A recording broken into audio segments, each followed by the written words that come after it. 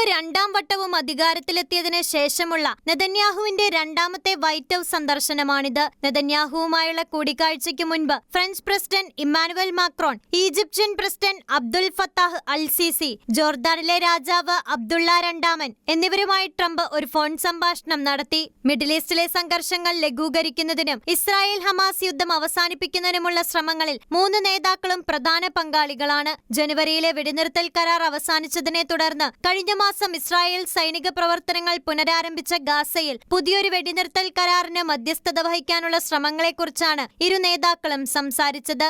22 ഇസ്രായേലികളും Israel പൗരനായ എഡാൻ അലക്സാണ്ടറും ഉൾപ്പെടെ Hamas തടവിൽ കഴിയുന്ന 59 ബന്ദികളുടെ മോചനത്തിനായി അമേരിക്ക ശ്രദ്ധ കേന്ദ്രീകരിക്കുന്നുണ്ടെന്ന് ട്രംപ് സ്ഥിരീകരിച്ചു. പുതിയ താരിഫുകളുമായി ബന്ധപ്പെട്ടുണ്ടാവാനിടയുള്ള യുഎസിന്റെ വ്യാപാര കമ്മി ഇല്ലാതാക്കാൻ തന്റെ സർക്കാർ നീങ്ങുമെന്ന് ട്രംപിന് ഉറപ്പ് നൽകിയതായി നെതന്യാഹു പറഞ്ഞു. അതേസമയം സിറിയയിൽ തുർക്കിയുടെ സ്വാധീനം വർദ്ധിച്ചുവരുന്നതിൽ നെതന്യാഹു ആശങ്ക പ്രകടിപ്പിച്ചു. പ്രസിഡന്റ് റജബ് ത്വയ്യിബ് എർദോഗൻ ഭീകര സംഘടനയായ ഹയാത്ത് തഹ്രീർ അൽ ഷാമിനെ ഉൾപ്പെടുത്തി ഒരു ഇടക്കാല സർക്കാരിനെ പിന്തുണയ്ക്കുകയാണ്. തുർക്കി ഇസ്രായേൽ സംഘർഷങ്ങൾ പരിഹരിക്കാൻ സാധിക്കുമെന്നും ട്രംപ് പറഞ്ഞു. ഞായറാഴ്ച വൈകുന്നേരം വാഷിംഗ്ടണിലെത്തിയ ഉടൻ തന്നെ പ്രധാനമന്ത്രി ട്രംപ് ഭരണകൂടത്തിലെ മുതിർന്ന ഉദ്യോഗസ്ഥരുമായും വാണിജ്യ സെക്രട്ടറി ഹോവാർഡ് ലുട്നിക്, യുഎസ് വ്യാപാര പ്രതിനിധി ജെയിംസൺ ഗ്രിയർ എന്നിവരുമായും താരിഫുകൾ ചർച്ച ചെയ്യാൻ കൂടിക്കാഴ്ച നടത്തി. പ്രസിഡന്റുമായുള്ള കൂടിക്കാഴ്ചയ്ക്ക് മുൻപ് ട്രംപിന്റെ പ്രത്യേക ദൂതൻ സ്റ്റീവ് വിറ്റ്കോഫുമായും നെതന്യാഹു കൂടിക്കാഴ്ച നടത്തിയിരുന്നു.